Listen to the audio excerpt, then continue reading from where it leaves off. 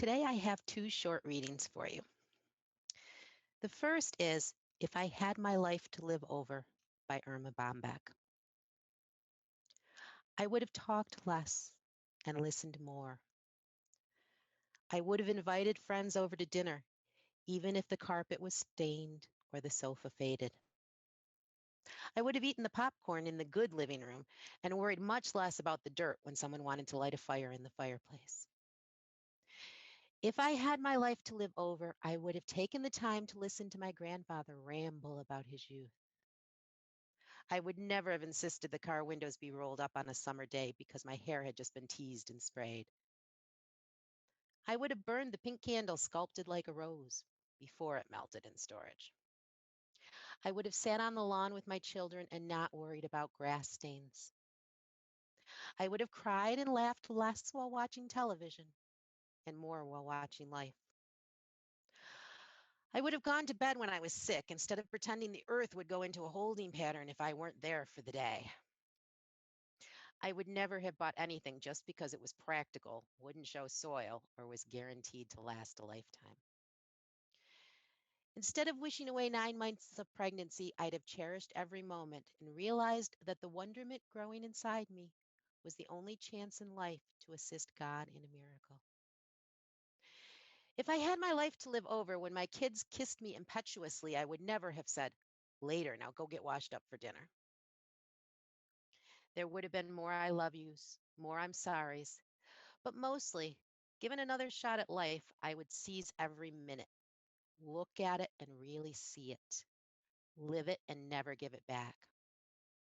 Stop sweating the small stuff. Don't worry about who doesn't like you, who has more, or who's doing what. Instead, let's cherish the relationships we have with those who do love us. Let's think about what God has blessed us with. Today's second reading is Where the Sidewalk Ends by Shel Silverstein.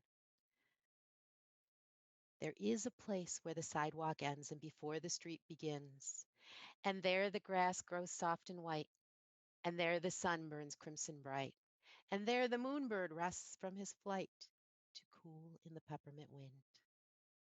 Let us leave this place where the smoke blows black and the dark street winds and bends, past the pits where the asphalt flowers grow.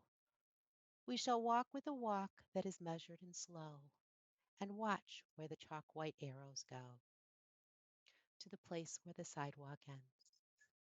Yes, we'll walk with a walk that is measured and slow, and we'll go where the chalk white arrows go. For the children they mark and the children they know, the place where the sidewalk ends. Good morning. So, the very first thing that I want to say, each and every one of you, is how proud I am of you. I'm proud of me too. I'm proud of all of us. We've gone through an awful lot, both individually and collectively, in the past more than 10 months. And it doesn't look like it's ending soon. We've struggled, we've cried, we've grieved, and we've watched in disbelief. Here at ISD, we've talked to you throughout this journey in classes and circles and in our various homilies about finding your footing, holding strong, about going within, about the fact that this period in history is meant to be a time for a soul review. It's time for us to realize that we've all done an incredible job. No matter what you've struggled with through the year of the great pause and may still be struggling with heading into 2021, you're still here. We're all still trying. We are warriors. But dang, this being an adult thing can sometimes stink. Yeah, that's the word I was going to use, stink. So, as Shel Silverstein said in our reading today, let us leave this place where the smoke blows black. Let's step away from the fear, the grief, the uncertainty. Let's take a journey with our inner child. Okay, maybe this journey has to start where the smoke is still blowing a little black before we get to the place where the sidewalk ends. Does it have to begin with healing? Our inner child, that wounded part of us, that part of us that can feed our shadow, that voice that can sometimes tell us that we're not good enough. Wait, I encountered mine in an early automatic writing session. What did she have to say? Well, it went something like this. You are mean and spiteful, and you're not even a nice looking person. You're not even pretty, and you don't smell nice, and you don't even like your cats. Welcome to my reintroduction to my inner child. Reading back through this entry, it was easy to see that this was a wounded child striking out. Although at the time, I think I was going with demonic voices. Funny, now I can even see her sticking her tongue out, can't you? But the truth that she had to bring to me, what she had to teach me, was so important. She was showing me that I still allowed those voices from my childhood to steer who I was. All of us have some aspect of a wounded inner child, that child who somehow was made to feel not good enough, unimportant, ugly, worthless, or who believed that they had to act a certain way to be accepted, to be seen, to be loved, or even in some cases to not get hit or abused. As I was researching for this homily, I found articles where the inner child was referred to as a term embraced by the New Age movement, a term that was overused and maybe even cliche. Dang, those people who feel that way must never have talked to their own little inner child like I did. But the inner child concept didn't originate with the New Age. Maybe it had its origins in psychology. Carl Jung included a child archetype in his list of archetypes representing the development of different parts of self into a functioning whole. The role of Jungian psychotherapy is to heal this inner child by assisting the patient to recognize their inner child's trauma and pain, by lovingly working with this inner child to teach them new patterns of behavior. And then the adult becomes free of the compulsion to act out the whims of the subconscious child. All right, well, wait a minute. Maybe Carl Jung hijacked the idea. It seems that the Eastern philosophies had some concept of this too. I got this from a blog on insighttimer.com. According to the laws of karma, the unfulfilled desires of our past life compel our rebirth in the present. This cycle also unfolds from moment to moment as the unmet needs we are unaware of drive our present moment actions. So the needs that were never met when you were a child, can they affect how you turn out as an adult? All right. Well, if you guys have listened to any of my homilies or any of my circles, you know I always have a good example from my journey. So let me tell you about Theodore. Theodore was a stuffed polar bear that a friend of my parents gave to me when I was a baby. That bear was my love. He was never separated from me. Now, as a result, he was often covered with nasty things, vomit, dirt, and those were the good things. One day he got taken away for a washing and never came back. My grief over this was intense. Well into adulthood, I would think about Theodore and remember the pain of losing that bear. One day a few years ago, I was outside communing with Spirit, talking about loss. And I was really deeply involved in what was being said, what was being given to me. When I went back inside, I realized that Ken's wedding ring was gone from my finger. I had worn that ring firmly on my left index finger since he had passed away. I was traumatized. I begged and pleaded for help finding it to no avail. As I continued my pleading, I started thinking about how this ring meant so much to me. And yet, throughout my life, I'd had so little respect for objects, no matter how meaningful. I would have them, I would love them, and the memories associated to them. Then I would lose them, walk away, leave them behind, or just get rid of them. And you would think that not putting store on objects would be a good thing, right? But no, not in this case. I loved them. There was the beautiful snow globe that belonged to my grandmother that I left behind in one of my apartments. the yearbook that held so many memories I left somewhere, maybe my college dormitory. I could go on. But when I walked away from these things, I never left them behind. I spent the foreseeable future beating myself up about them. They may have been gone from my sight, but they were still very much a part of my constant guilt. And as I was thinking about this, the image of Theodore popped into my head. I realized that losing that bear had been a pivotal moment in my life. Because of it, I had learned to bring myself the pain of loss.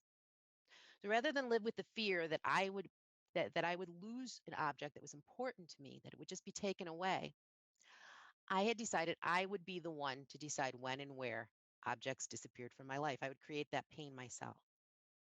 I always logically knew that objects were not the memory or the love that they represented to me. So my fear of the pain of losing them should not exist, but it did.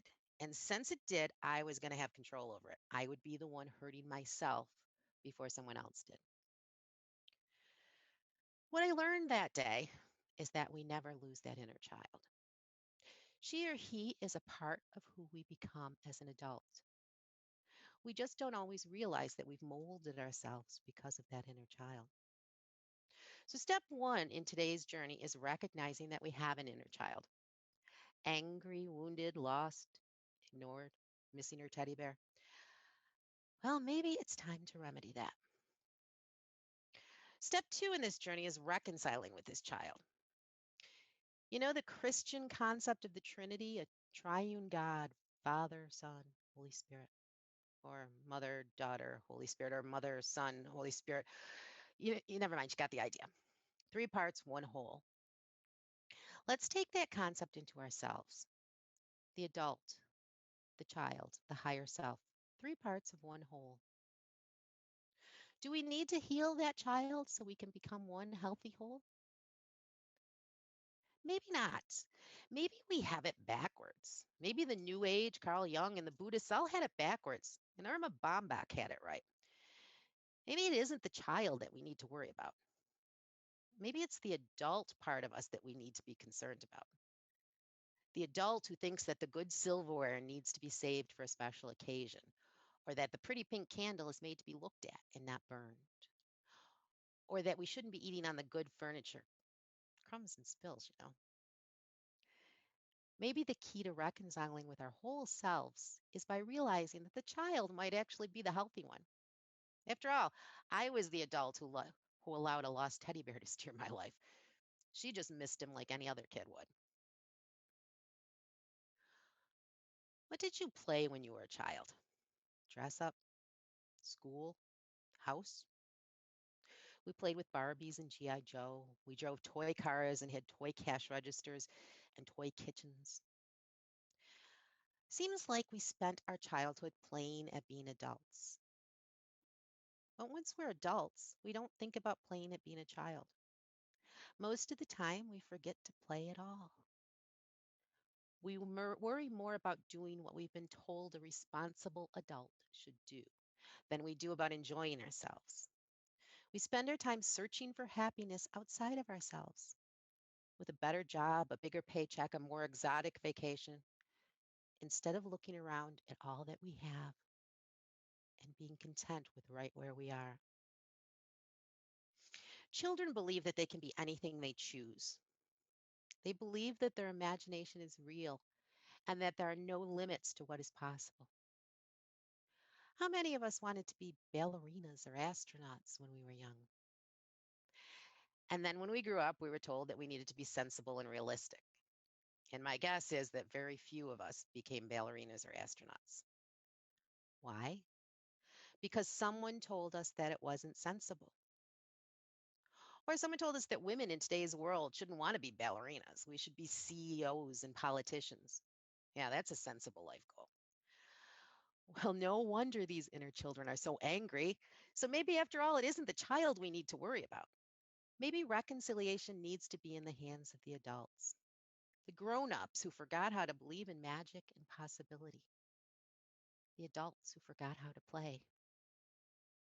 Sure, it's true that our childhood traumas and fears can manifest themselves into who we become as an adult. But maybe that's because we're so busy forgetting that we are still that child. They have to make a ruckus to try and get our attention. Remember our first reading where Irma Bombeck talks about what she would do if she had her life to live over? Well, you know what?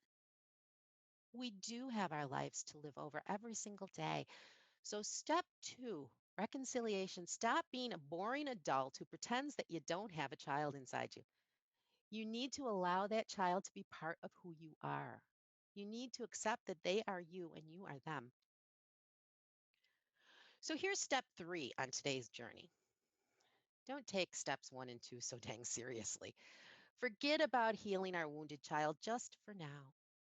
Accept the possibility that maybe your inner child isn't the one who needs the healing.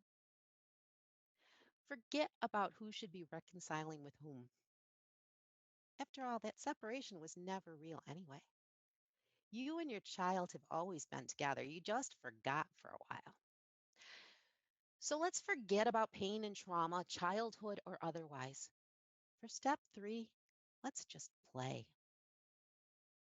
As I mentioned in the beginning, we've all been so brave and strong through really difficult times. We've done a ton of inner work. Now it's time to step back and find some joy and have some fun. Just acknowledge that divine child inside you. Don't worry if when you first do, she seems more like the wounded, bratty child than a divine one. She may even call you a few names. I mean, after all, you have been ignoring her. You can't really blame her for being mad. Let her rant a bit. That's what she needs. Let her stick her tongue out at you and give her a hug and tell her you're sorry and tell her that you love her. And there you go, the place where the sidewalk ends. Now let's dig our toes into that soft white grass. It's time for the warriors to play.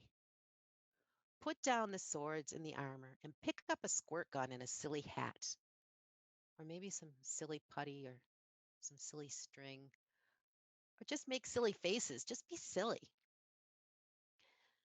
During the next snowstorm, go outside and make a snow angel. Don't worry about what the neighbors think. Build a snowman. Or if you don't like the cold, then take a bubble bath with extra bubbles and sip on hot chocolate. Chocolate. Have chocolate cake for breakfast. Read a children's book. Put your feet on the back of the couch and hang off backwards. Buy some bubble gum. And not the sugar-free kind. I mean the one with sugar in it, like bazooka, and blow some bubbles. Buy a coloring book and crayons and color. Watch a Disney movie while eating popcorn on the good couch. Find something fun to do because you've earned it. There's a quote from C.S. Lewis that says, "Someday you'll be old enough to start reading fairy tales again." I challenge you to make today your someday. Come up with one fun thing to do every day. The world may still be crazy outside, but honestly, it's always been crazy. And somehow it's a little harder to take a pandemic or politics as seriously when you're blowing a great big old bubble. Thank you.